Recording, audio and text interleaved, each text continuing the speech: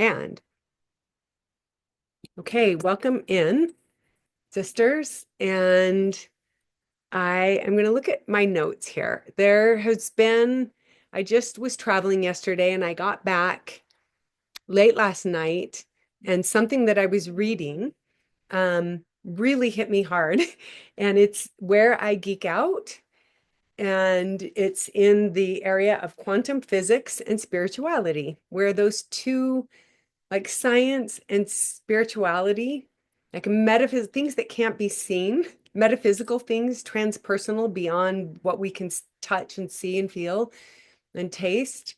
Um, that's what I wrote my dissertation on, because I'm so fascinated with the fact that science now is quantum physics is finally proving what the ancient mystics knew somehow about energy and time and space. And so, um, if you have any questions, by the way, about anything, please put it in the chat. Anything that feels like a challenge or a roadblock for you in your life, I would love, that's what this space is for. I'm going to do kind of a new way. I'm not going to spend so much time talking, as I would love to be here to support anyone who feels like they would love some support. And when I say support, I don't mean talk therapy.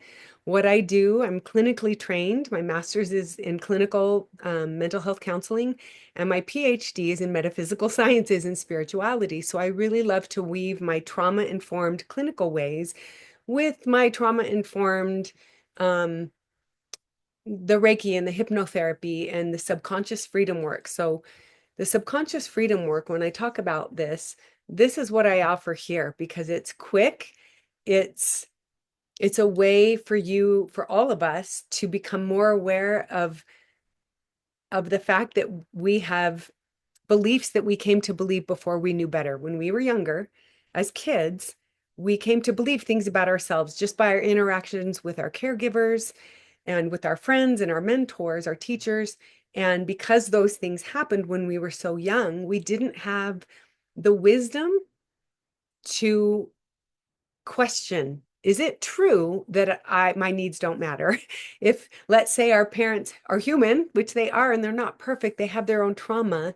And a lot of times they're projecting their trauma onto their children, or they're shoving it down and pretending that they aren't angry when they are. All of the things that come with humanity and being human are happening when we're young. But because we're young, we don't know, we don't have the tools to know, oh, I'm not going to make this mean anything about me. My parents have their own trauma and they're on their own path. We just don't have that knowledge when we're that young. So it's so important to realize that those beliefs, those narratives, the scripts, the stories we told ourselves or came to believe when we were younger are stored in our subconscious minds. And so when you start to realize that 95% of everything we say, how we react, everything we do is from our subconscious scripts, the things we came to believe about ourselves and others and the world, because we believe it about here. It's just a reflection outward. So when that is good news, because 95% of what we're saying and doing is below our awareness. So when we can turn towards the subconscious beliefs and start to question them and start to get clear on, what did I come to believe about myself when I was younger? Maybe it's a version of I'm not good enough, or maybe it's a version of my needs don't matter, or I'm not safe. As kids, they don't really know how to say, I'm not safe, I don't feel safe, but they'll feel fear. The primal emotions are fear, anger, and grief. Anger is a blanket emotion that keeps us from feeling the feeling we need to be feeling, which is always based in pain. If you see someone behaving in anger, it's give so much compassion. It's a confession. When someone's angry, it is a way that they are protecting themselves from feeling the pain that wants to be felt instead of projected out as anger. So when we're kids and we're feeling any of those primal emotions. By the way, joy is the fourth primal emotion. And that's good to know because that is our true nature.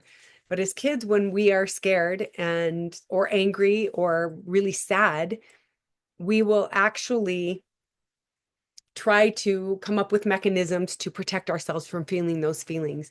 And so to go back now, and talk to the versions of ourselves that ever came to believe a lie about ourselves, we start to heal our subconscious wounds and they stop running the show of our lives. We become more subconscious dominant through practices like meditation or just being still and contemplating. You don't need to be a great meditator. And when I used to teach meditation, the goal was never to become a great meditator. It was to actually take what you're doing in meditation, which is like paying attention to your breath, being really present, anchoring in your breath. It's free, it's always there. You can use that. And then be aware of when your thoughts start to spin, because they will. Every 10 to 15 seconds, your mind is going to think. And instead of getting involved in the river of your thoughts, get out of the river and come and stand on the bank and become the observer. That's a game changer when you can suddenly give a little space to what you're thinking and be like, oh my gosh, I wasn't even aware that that's my inner dialogue. Those are my thoughts and I'm believing them. And when we believe them, then we have a feeling about them. And now we're sending out a signal with the feeling that has a frequency that will draw in exactly what we're feeling. So I want to talk to you today, but before about quantum physics and time. But before we do this, I ask you to just take a couple of deep breaths. If it's safe for you, wherever you are, if you have space enough and you're not driving or anything, if you can close your eyes. And I always just ask you to come back to your body, come back to center, and take a few deep cleansing breaths. And kind of set an intention. It doesn't need to be formal. It can be so quick and casual, just like your hand on your heart. I want to be open. I want to learn something new. I want to feel more whole. I want to step into more healing, whatever that is for you right now. Just breathe in that intention and release what has felt a little bit heavy. We just came off of the holidays and we're going into big holidays. And for women, I can only speak from my lived experience of mingling with lots of women at this time of year, and it can become really, really exhausting and depleting. And there can be a lot of guilt around not having things done as we look sideways and see neighbors and family members having everything done, everything's up, everything's wrapped, and that can be overwhelming too. So give yourself some grace and just be here, just breathing. And as you're breathing, I'm just going to speak a few things here. So I want you, as you're breathing, to feel into this truth. Let it settle into your bones. And this is the truth that you exist, you already exist on every timeline. There is a version of you who is healed, a version of you who is whole, a version who trusts herself without hesitation. What would that be like? A version who is already living the life that you are aching for. And this isn't about today being here. It's not like, oh, we're just going to become her, but it really is about learning how to choose her. Because in the quantum field, your future isn't ahead of you. It's not linear. It's here. Now, everything exists on a different timeline, a dimension of time right now, waiting for you to match its frequency. So let's step into this together. So in the early 1900s, I don't know how many of you know much about quantum physics. We were taught in school, and I believe that they are still teaching in school, Newtonian physics, which is gravity and all of those things. But in the early 1900s, a man named Max Planck was a scientist who discovered something very revolutionary. And probably it was discovered before that, maybe, and it wasn't written or something. But the reality is that what we perceive as reality is simply energy, that matter isn't actually solid. Everything that we can see and touch and experience here in this three-dimensional world is actually not solid. It is made of vibrating energy. So when it's really dense, it's going to create something dense. We have our thoughts, which are pure energy, but they're very refined enough that they go out and send a signal out to draw back in something that matches it so it can become more and more dense because frequency precedes form. That means the energy that's vibrating at a certain frequency, the more it builds by your thoughts, your words, the story you're telling yourself, your inner dialogue, and then finally your emotions about all of those things. Your emotions are so energetically charged. Energy in motion is emotion, and it wants to move, and it moves out of us into the field, the unified field, and it brings back in like energy. So, what is our signal that we're sending out? If everything is frequency and our frequency precedes form or matter, then everything I'm thinking and telling myself and telling others about me or about life or the world becomes my reality. And this is where it gets really cool and strange, is that each one of us has our own reality going on.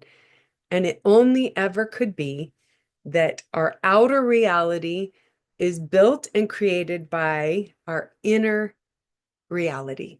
So if there is a war going on inside of you, if there's things that you are anxious about or depressed about, or really just feel like they're out of control, and your reality, what's going on in your reality if there's a war in here? If you don't like what's going on out here, then change this frequency. And pretty soon, over not very long, some weeks, you can create a new reality that is more based in and created from ease and peace and simplicity and surrender and love and compassion towards whom? Yourself, right? Everything starts here. So this means, and I just kind of explained this as I'm looking at my notes, that our inner world is not separate from the outer world. Our attention, our assumptions, our expectations, all of it shapes the field that is around us that we're experiencing. So quantum physics didn't teach us how the universe works. It taught us that we are actually participating in how the universe becomes, because we're all in this energetic field. The universal field is like a pool of energy. And every time we're sending out our signal, we're sending out a ripple, like into the pool. If we threw a pebble into a pool, the waves that you would see, we can see with our eyes. But the waves that we're sending out with every emotion, every thought into the united field, we can't see it. We can't see those waves. We can measure them. They have machines now that can measure those frequencies, but we are not able to see it with our naked eyes. And sometimes there's so many levels and waves of sound that we can't understand or hear because we don't have those tools yet. I think we do. I think they're built in. We just don't believe it yet. We're kind of living way under our capacity to understand and see things that aren't present here. So I'm going to tell you a few things. Maybe you've heard of these experiments, but it goes a little bit deeper into why presence is actually our power.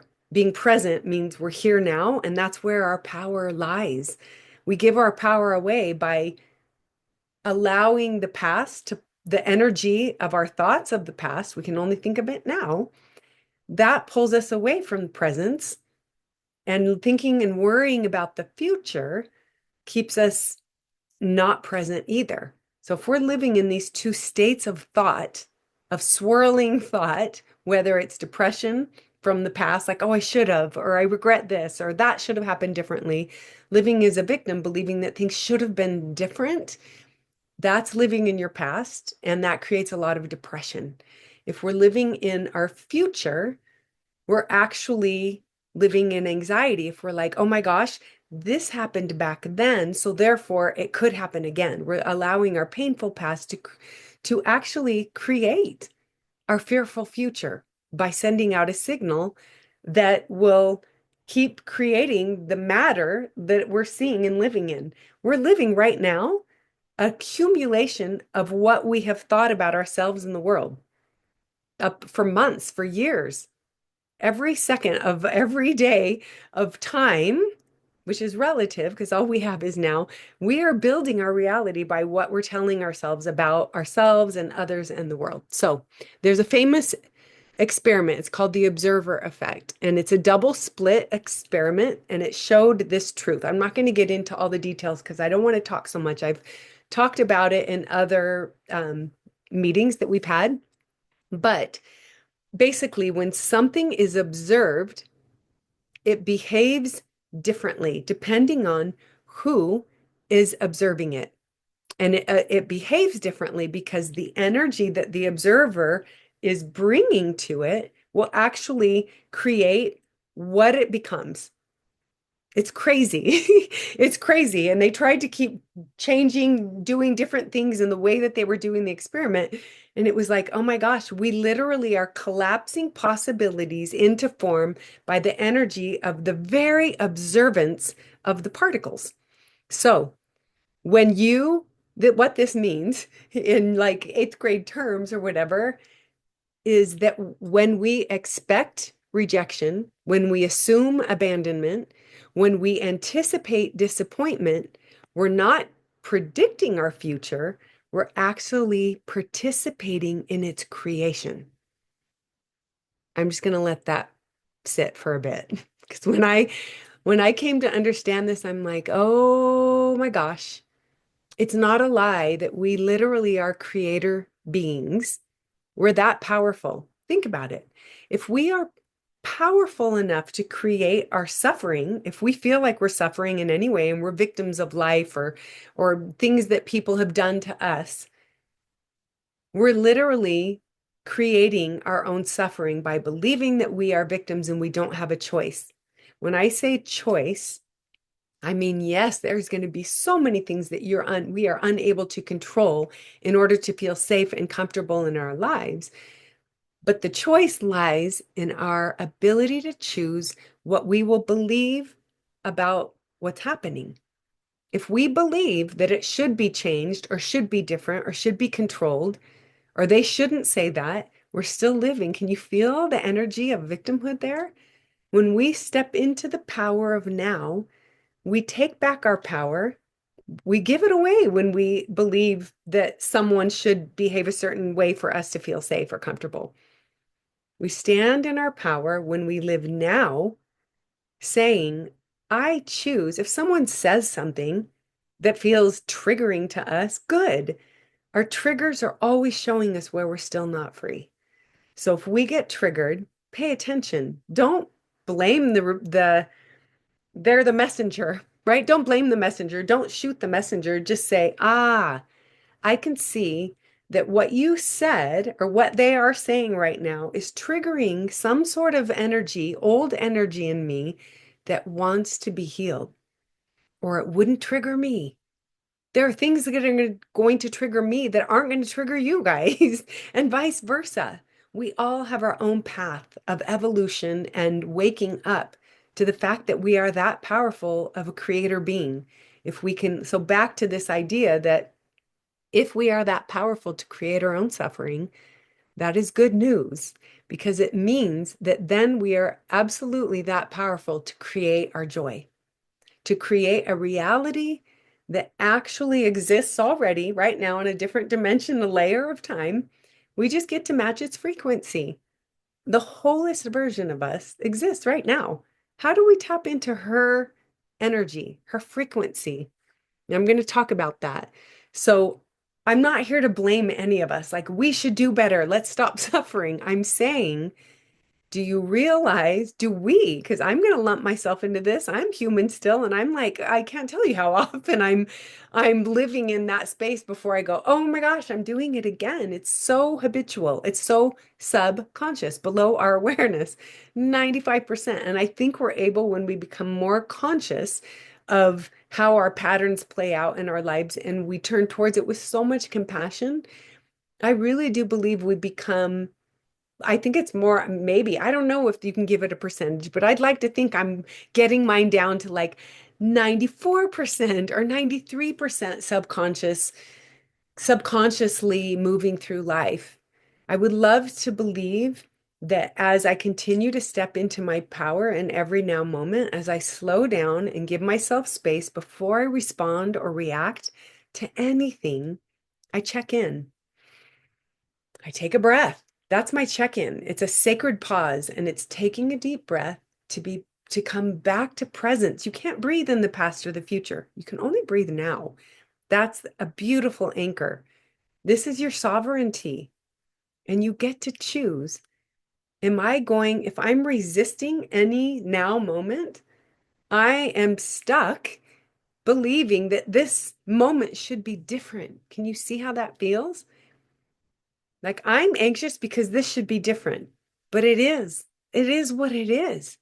So how can I stand in my power and transmute that gross old energy that believes this should be different into acceptance, not avoidance, into compassion, not control, and actually say, I came here to experience every emotion as a human being.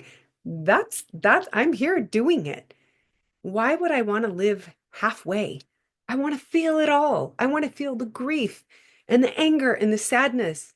Because then when I've experienced that, the height of my joy and my abundance and my love and compassion has grown because I allowed myself to go to the depths of its non-duality.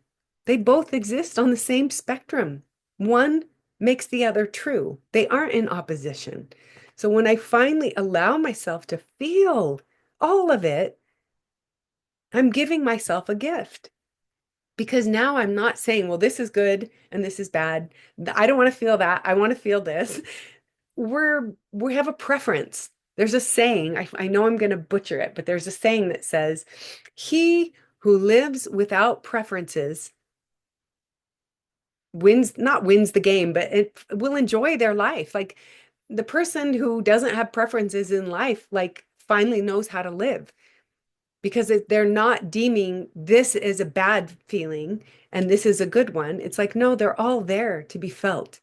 And that's how we evolve by allowing everything to just be as it is. And it's okay because we trust ourselves to be safe to feel all of it. So, quantum physics, there's a field of infinite possibilities. Okay. So let's pretend we could see infinity. I don't know, but let's pretend that there's just like layers, layers, layers, like onions of all the possibilities of us. So quantum physics tells us that reality is not linear. There are many versions of us already existing in the quantum field. So which one, it's interesting because the one we're experiencing right now is the one we have literally chosen to believe it is true.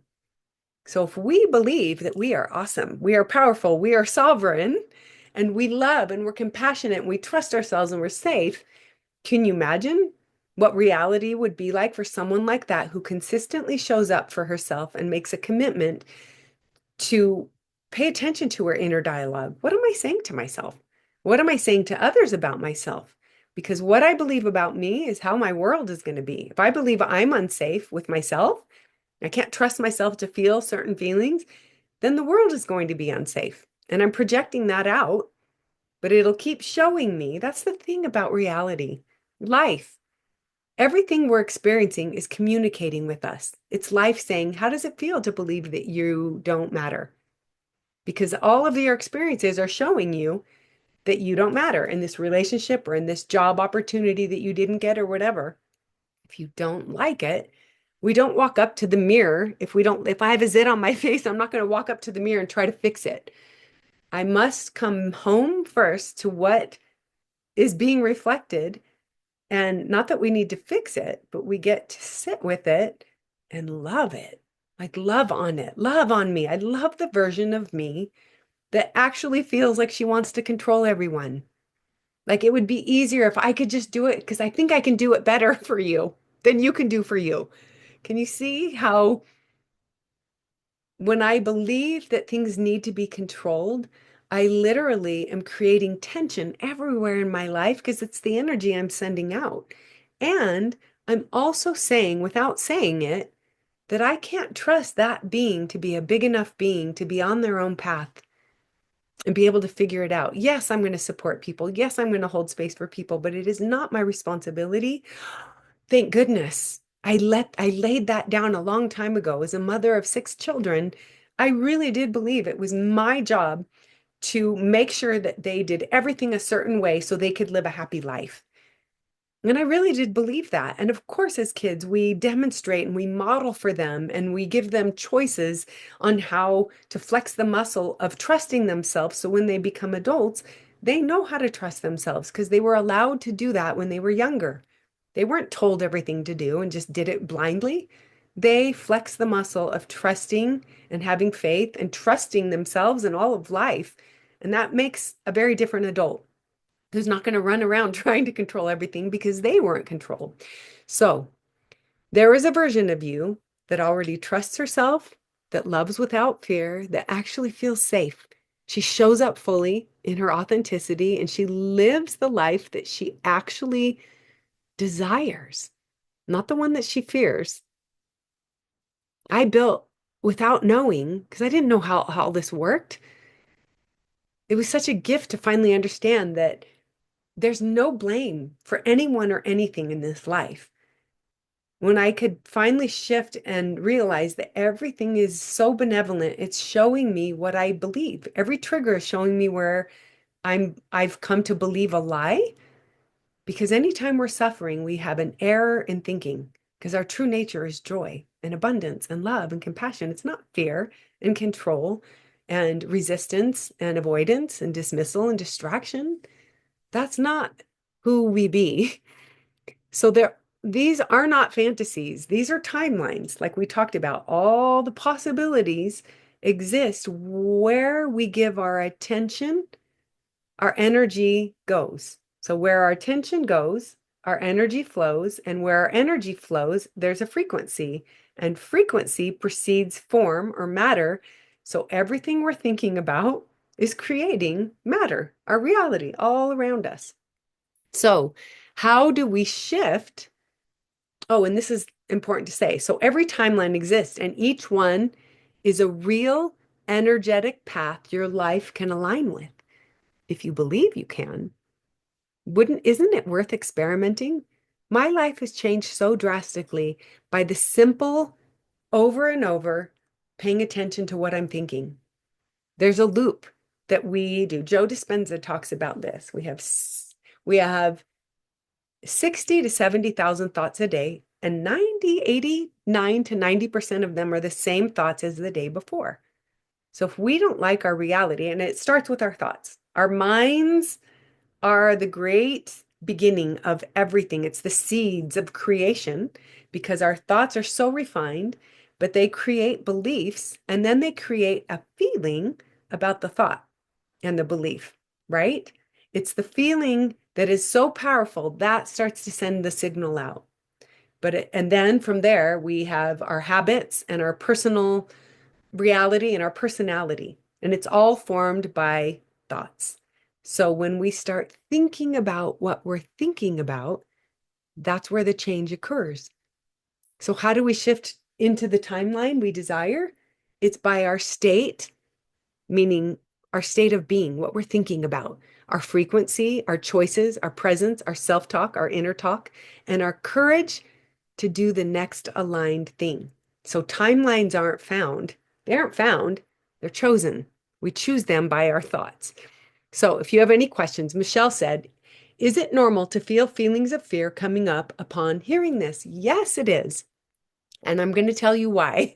I'm going to put the hat of therapist on and say, fear is such a normalized feeling in our nervous systems. We are generations of human beings that have been conditioned to live in our limbic systems, to have a dysregulated nervous system, living in fight, flight, flee, or fawn. Fawn is the fourth one, and it kind of came on the into the books of psychology and stuff, maybe a decade ago. But fawning is people pleasing. It's saying yes when you mean no, or saying no when you mean yes. It's being inauthentic, and it's choosing to shut down the part of you that's dying to be liberated and to speak freely from love. But when we're living in the limbic system, we're constantly hypervigilant, scared that things might be different than what we're used to and change, which is the only normal thing. I don't know why we were conditioned this as humans. It's like so contrary.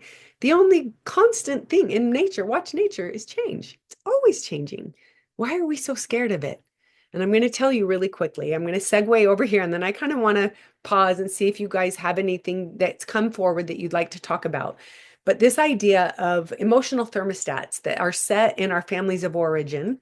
And a lot of times when I talk about this with clients, they were like, oh my gosh, that's so true. I never even thought of that. And I've talked about it before, but if this is your first time, maybe you're going to hear this and be glad that you heard it, because it really can explain a lot.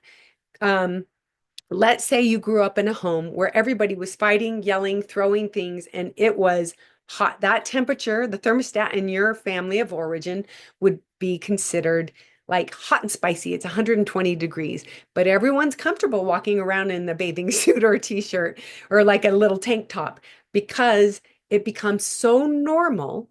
The dysfunction of anger and projected out masculine wounded trauma and drama, that's when it's projected outwards. It's masculine wounded energy, and it goes out. And as little kids, if you observe that and you're witnessing it and you're a part of it, that thermostat feels normal, even though it's very dysfunctional, right? It's not a way to communicate and to have your needs met and feel seen and all the things that our sacred needs are, right? To be seen, heard, and understood are sacred needs.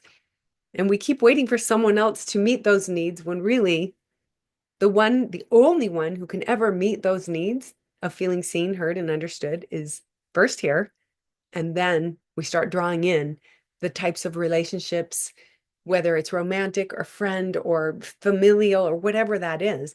We start drawing in the very thing that we've given to ourselves, the feeling seen, heard, and understood. So back to thermostats. If you grew up in a spicy home, it felt very normal for you to have everyone kind of fighting and angry and yelling. And that's just probably they're perpetuating what was done with them, your parents and everyone. And then that will normally be perpetuated unless you bring awareness to it. Like, wait, that didn't work. I saw that. I lived that. That did not work. The other side of the spectrum would be a thermostat set below freezing. And that looks like things are happening. You can tell there's like discord, discontent, and nobody's talking about it. They're going to shove it under the rug and put a smile on and pretend that none of it's happening and everything's okay. That's another way to be. And sometimes you have a pendulating thermostat where people are fighting and yelling, and then the next day, no one's talking about what happened. So sometimes it's very confusing because it's not all or nothing. But think about the thermostat that you were raised in. Maybe it was over here. Maybe it was somewhere in the middle. Maybe you had parents that could actually show up and for you emotionally. Like if we were raised by the silent generation, I was, and I was partially silent generation, even believing that I wasn't. I thought that I was good about talking to my kids about their feelings, and I was gaslighting them all the time when they were younger. If they were hurt, I'm like, "You're okay, get up, we're gonna go do this," just denying their feelings instead of saying like, "That hurt, huh? Or you're sad. I see that." You know, how does that feel? Or not even asking that, but just being there with them while they were sad. So thermostats are like a comfort zone that we live in, right? We're walking around. If we were raised hot and spicy, that feels familiar. It feels normal. And so anything outside of familiar and normal feels scary. So, Michelle, thank you for asking that question. Is it normal to feel feelings of fear coming up upon hearing this? Yes, because what I'm inviting you to do, what life is always inviting you to do, is to step out of familiar and do something new. But I want to reiterate, I'm not here, and I don't work with clients and say, okay, change right now. choose that thought. You know, I expect you in a couple weeks to be living on a different timeline. And this is the thing I also want to say about quantum physics that's so cool is that everybody is having their personal reality, almost like we're wearing virtual reality goggles. And we have chosen this character to play out in this video game, this life. And my choices may affect you, and yours may affect mine, but we all always have agency on what we choose to believe about what is happening, what you're saying, what they're doing, what happened here. How will I respond? My response will keep sending out my signal and creating my reality. Whereas your virtual reality, if you're stuck in victimhood and fear and believing that things should be different, but I don't know how they can be, and there's a lot of self-doubt and a lot of old patterns still coming up, you will keep experiencing that reality for you because those are your choices. Do you see how this works? We're all in this together, unified, but we're all having our own experience. And the one thing that keeps everybody in their place is perception. Think about it. If we all watched a movie together, let's say we all watched Wicked together, every one of us would have a different experience with what message we felt while we were watching it. The very first time I ever saw, not the movie, because the movie just came out, but the play Wicked, I think I forget where it was, if it was in New York or it doesn't matter. But I remember sitting there and just watching it. And I loved the music and it was entertaining, but I did not get a deeper message. It wasn't until I saw Wicked, the first part, like right when I moved back to America last year, it came out. And so I went to the movie theater with my daughter and I sat there and wept because it finally hit me. The story under the story was kind of similar to mine in some ways, where I felt like I was the black sheep of a family that had chosen different things and I was off doing just different things. And I had a lot of guilt and shame about that. So it was very healing to actually sit and watch that and think, how can I love the version of me that felt so it was so important. I felt so guided to go live abroad and felt guided to come back. And that's my personal story. And I love it.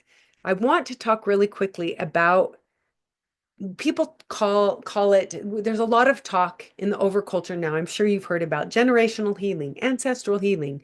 And I'm going to talk just a little bit about that because I want to explain that. I used to be kind of skeptical as I stepped into that space as a therapist. I was like, and then as I sat with people, over and over, I could feel the energy of loved ones, ones who had passed and gone, actually being there, witnessing, whether it was a mother or a sister or a brother or whatever it was, an aunt, uncle, grandparent, whatever, back, aware of the work that this individual, this entity was doing in healing not just themselves, because remember, if all timelines exist now, then your past is not fixed. Your nervous system is the thing, your thermostat, right? Is the system that stores the energy of the past, and your mind narrates it and your frequency keeps replaying it. So none of this is permanent. This is what I want to say. Yeah, retrocausality.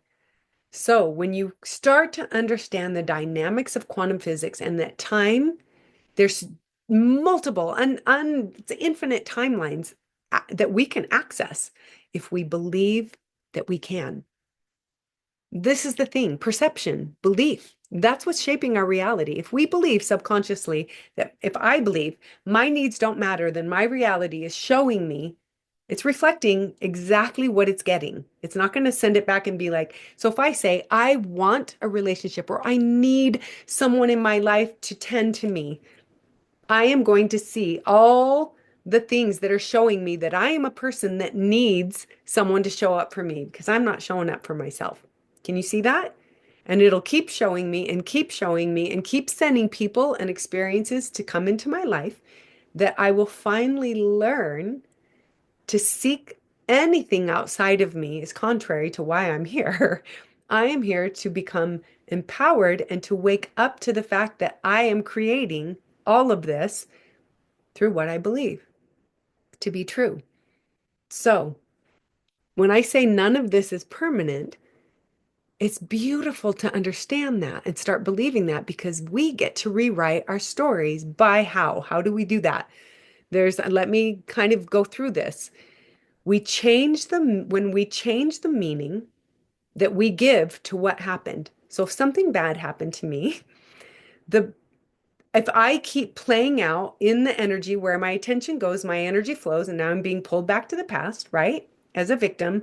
Yes, this happened and it was so hard and it shouldn't have happened that way. And my parents should have done something different, or my sister should have never said that, or my ex-husband should have. Like, you see the list of things that keep pulling me back from now? So if I'm able to change the meaning that I'm giving to what happened, that moment, the meaning changes, the timeline changes.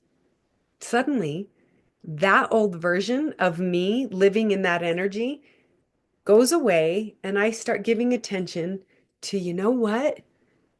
As I look back through my life, I'm so grateful that the curriculum, the school of my marriage, and the way that it just morphed and exposed things, and it exposed my rawness and all the things for both of us. There's not ever a wrong person coming into our lives. No wrong experience. They're always there to teach us. And if we are willing to learn something from like I look at my marriage now and I'm like, thank you. Thank you for having all of those things happen just the way they did, because I am who I am now because all of that happened. And the gifts that I have walked away with, the gems of wisdom and love for myself, nobody can take that from me.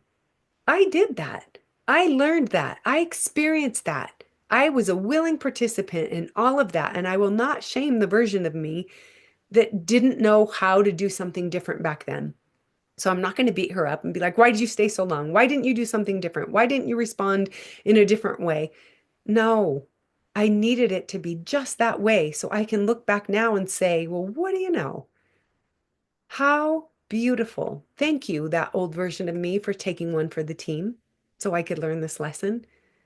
That's what starts to change your timeline, because you're changing the meaning that you're giving to what happened. So you meet those old memories from the version of who you are now, more healed, more compassionate, more whole, because the fractured version of us gets to come home and be accepted just as she is, just as she was, with no shame or blame, but so much compassion. Can you see how that feels in here when you finally call her back home to the center of your heart, where she can live there now safely? Because she's not being othered for having done it wrong, or I wish you'd done something sooner or different. No, no. Time is relative. There isn't like, oh, I was 29 years in my marriage. What a waste. No, I never feel that way anymore. Those were the years of my greatest gestation, my fallow years before I finally birthed something new. I'm never going to wish those years away. So, the healed version of you. So, because we aren't linear, it seems in this three-dimensional world that we're living in and experiencing, but we literally are cyclical, just like nature, the cycles and cycles. So I would have clients who would come in and they would have breakthroughs like a month before, and we'd celebrate it, their wins and all that, yay, and they come back. And then a month later, so they come back and they're like, guess what? I'm back in that situation again. This came up again. And I would say, great. And they'd say, what? What do you mean by that? And I'd say, great, because you are never the same person.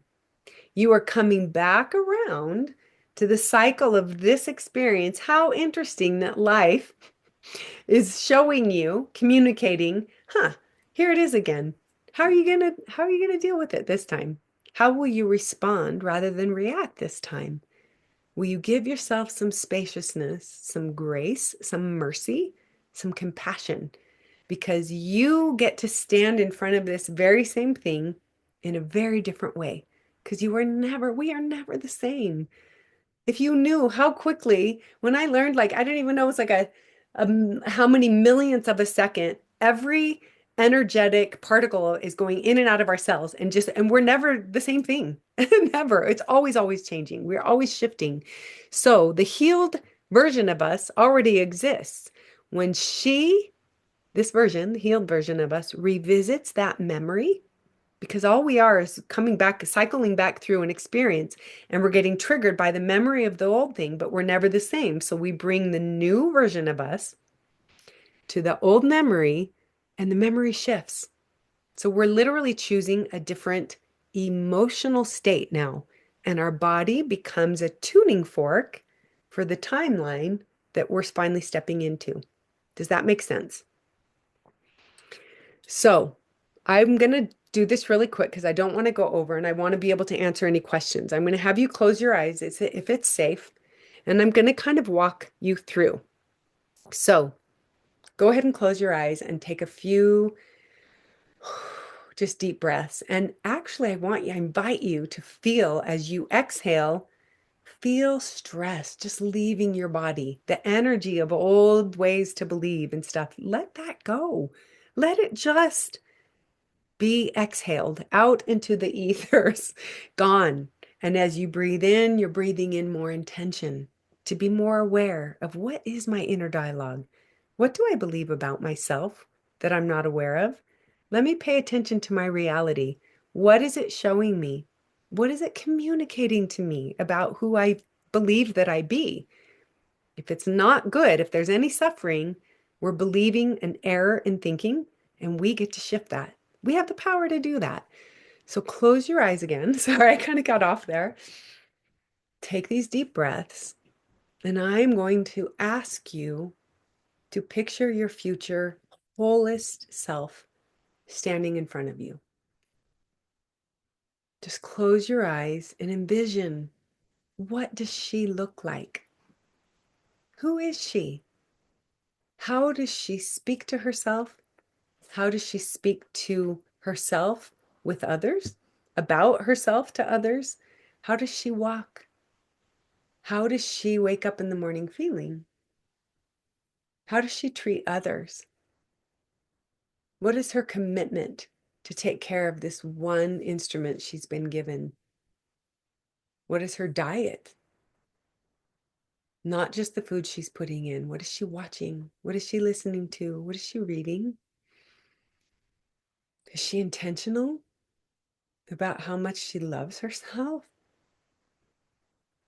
Can she give compassion to all the versions of her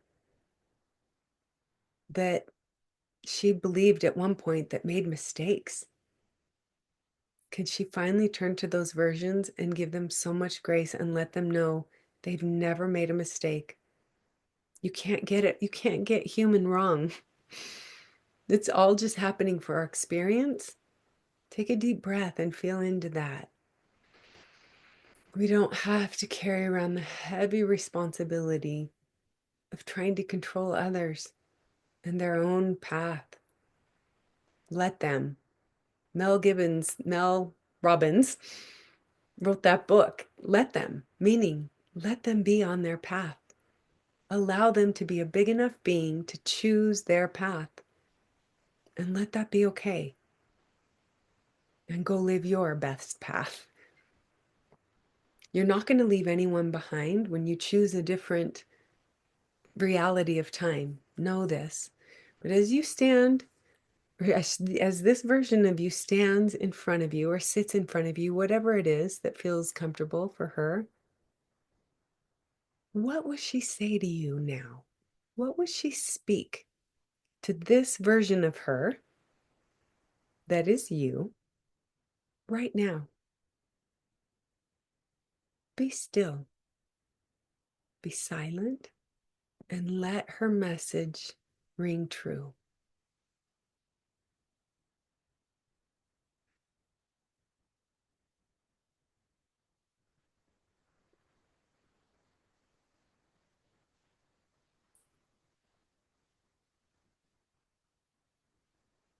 Just breathing in and releasing.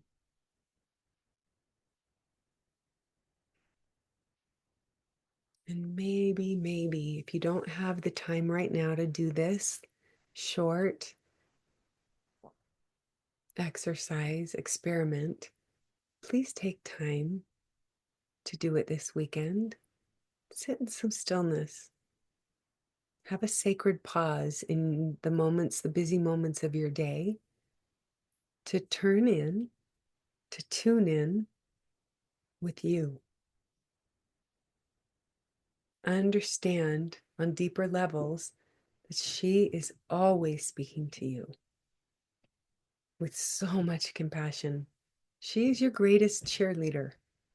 She literally is cheering you on because she exists in a different frequency than you now, but she's lived through all of it. That's how she's reached her wholeness.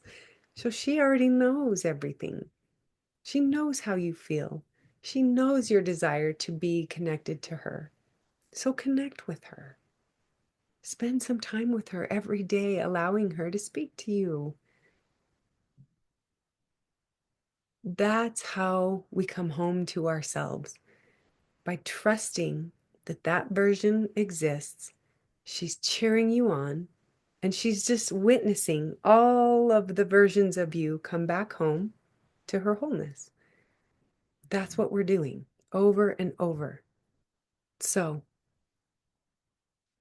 the future you isn't waiting for you, really, or she's not ahead of you or behind or any, she's not just in some lofty state. She's waiting at just a different frequency. So, why this matters for women in their healing journeys is that most women that I have experienced in my years as a sister and a friend and a mother and a therapist and all the hats that we wear as women, that most women think they have to fix the past, untangle all the wounds, and earn their way into wholeness. That if I do this or this, then I am worthy of being seen as more whole or more good, right? But quantum physics says something completely different. You can step into a new version of you right now. You don't have to wait. You don't have to become. You simply align with the timeline where you already remember who you are, who you be. And this is the feminine way. It's soft. It's not controlling. It's not gripping or grasping. It's sovereign and it's powerful. And when you step into that power, you feel it. You become magnetic. And when I say magnetic, the signal you're sending out is drawing back to you more power because you're already standing in your power. Does that make sense? It's drawing in what you already believe you are. So I invite you to ask, what does the version of me who is already healed know about this moment? Right? What is the small, then ask, and I'm closing right now here, what is the smallest loving action she would take next? Like, what is it that the wholest version of me has done to become and be at the frequency of wholeness? Well, it starts with doing one small act of compassion for yourself in every now moment. So when you follow this guidance, even for one breath, you're shifting timelines because that version of you is always compassionate. And now you're stepping closer and closer into her frequency. Okay, so I close with this. Our lives are not a straight line. It is a giant field of possibilities. And the moment we choose differently with our thoughts, we are collapsing into new timelines, the form of the timeline that we want to be in, that we decide to believe we are, and believe that we can live in that space. So I don't know, Michelle, if I answered that question. It is normal to feel feelings of fear, but what is it that you're fearing? Can I ask that question? Is it the fear of change? You answered it beautifully. And I was feeling fearful, but after that last thing, I'm just feeling loving and happy and calm and like, okay, she is showing up for me. So thank you. Okay, beautiful. I love to hear that. Thank you for being willing to share that.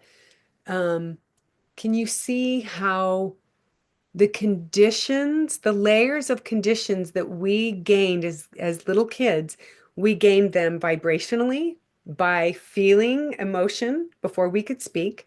We saw it modeled.